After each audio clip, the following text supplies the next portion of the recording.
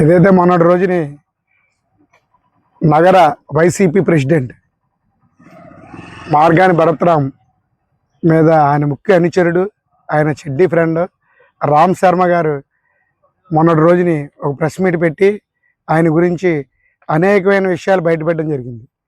దాంట్లో భాగంగా ఏదైతే 2019 నాటికి మార్గాని ఎస్టేట్ పరిధి అంతా రికార్డు పరంగా 2019 నుంచి ఆయన అధికారంలో ఉన్న తర్వాత 24 వరకు పరిధి అంతా ఎంతవరకు కబ్జా చేశారన్నది ఆయన చెప్పారు.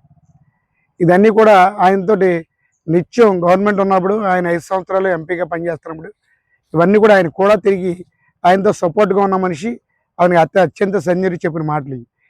దీన్ని ఎందుకని నిజమని తీసుకుంటున్నామంటే మేము అది అయిపోయిన తర్వాత ఆయన ఏం చెప్పారంటే కుంచే సత్యం అన్న ఆయన ఒక డైరీలోను ఆయన కాలం చేసేటట.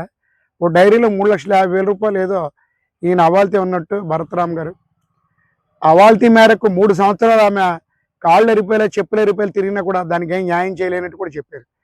అది ఎందుకు నమ్మవలసి వచ్చిందంటే ఆయన ప్రెస్ మీట్లోనే ఆ అమ్మాయితో మాట్లాడిన కుంచే సత్యం భార్యతోటి స్వయంగా మాట్లాడిన ఆడియో రికార్డు కూడా వినిపించడం జరిగింది.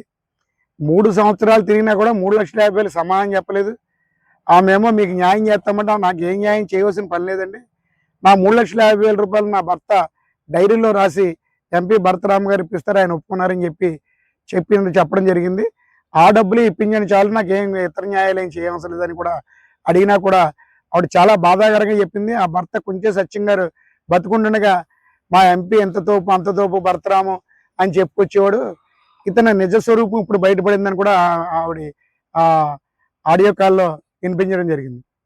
దీని గురించి మేము అడుగుతున్నది ఏంటంటే 2019లో మార్గాన్ ఎస్టేట్ పరిధి ఎంత సర్వే చేయించాలి, ఇప్పుడు ఎంత ఉన్నదో సర్వే చేయించాలి, అదంతా గవర్నమెంట్ సైట్ అయితే హ్యాండ్ ఓవర్ చేసుకోవాలని చెప్పి ఇప్పుడే మన సబ్ కలెక్టర్ గారికి నివేదిక ఇవ్వడానికి వచ్చాం. సబ్ కలెక్టర్ గారు 2 రోజులు సెలవు వల్ల కలెక్టర్ గారికి డైరెక్ట్గా ఇవ్వడం జరిగింది.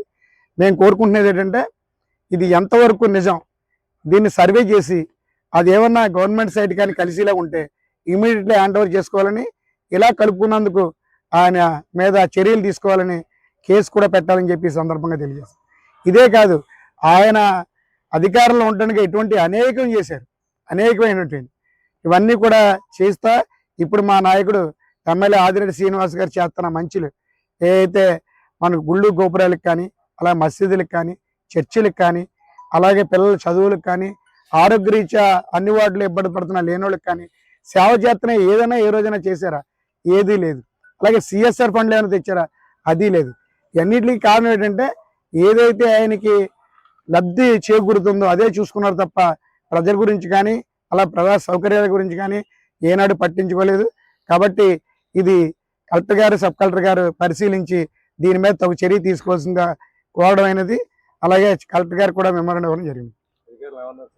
అధికారులు వెంటనే తక్షణం మన కలెక్టర్ గారు చెప్పడం ఏంటంటే జాయింట్ కలెక్టర్ గారు 2 రోజులు సెలవులో ఉన్నారు, వచ్చిన వెంటనే నేను ఆయనకి పంపించి దీని మీద ఇమీడియట్లీ యాక్షన్ తీసుకొని సర్వే పెడతానని చెప్పి కలెక్టర్ గారు చెప్పడం జరిగింది.